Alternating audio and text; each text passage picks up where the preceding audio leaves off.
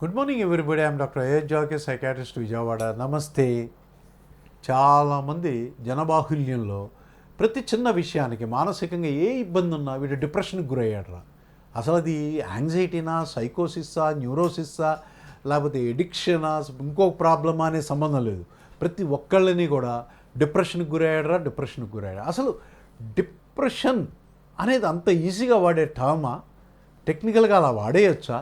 ప్రతి విషయాన్ని డిప్రెషన్తో పోల్చొచ్చా?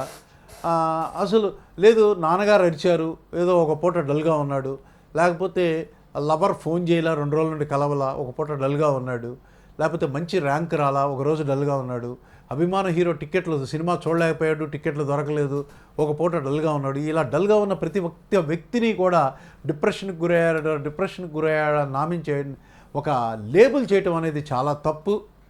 డిప్రెషన్ అనేది ఒక వారం రోజుల పాటు కంటిన్యూస్గా ఈ కింది లక్షణాలు కనిపిస్తే, ఇప్పుడు నేను చెప్పబోయే లక్షణాలు కనిపిస్తే అప్పుడు డిప్రెషన్కి గురయ్యాడని చెప్పుకోవచ్చు. లక్షణాలు ఏంటంటే దిగులు, బాధ, దుఃఖం, ఏడుపు, విరక్తి, నిరాశ, సంతోషాన్ని పొందలేకపోవటం, అలాగే ఏ పని మీద ఆసక్తిని కోల్పోవటం, తను రోజు చేసే పనులే అయినా కూడా ఇంట్రెస్ట్ ఉండదు, భవిష్యత్తు అంధకారం అనిపించటం, తన ఆత్మవిశ్వాసాన్ని కోల్పోయి లో సెల్ఫ్ ఎస్టీమ్లోకి వెళ్ళిపోవటం, నేనేమీ చేయలేను, ఎందుకు పనికిరాను, నిరర్ధకం, ఈ రకమైన ఆలోచనలతో ఆత్మహత్య తలంపులు, ఆత్మహత్య ప్రయత్నాలు, నిద్రలేమి, ఆకలి తగ్గిపోవటం, బరువు తగ్గటం, అలా ఇత్యాది లక్షణాలన్నీ కూడా డిప్రెషన్లో మనకు కనిపిస్తాయి.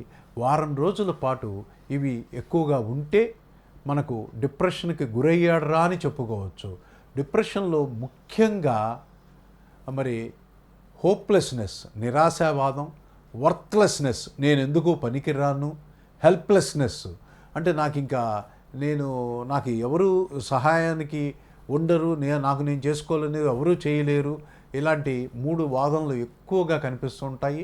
అలాగే ముఖ్యమైన లక్షణాలు సంతోషాన్ని పొందలేకపోవటం, అలాగే అన్ని పనుల యందు ఆసక్తిని, ఇంట్రెస్ట్ని కోల్పోవటం, ఇవన్నీ కూడా ముఖ్యమైన డిప్రెషన్ లక్షణాలుగా మనకు కనిపిస్తున్నాయి.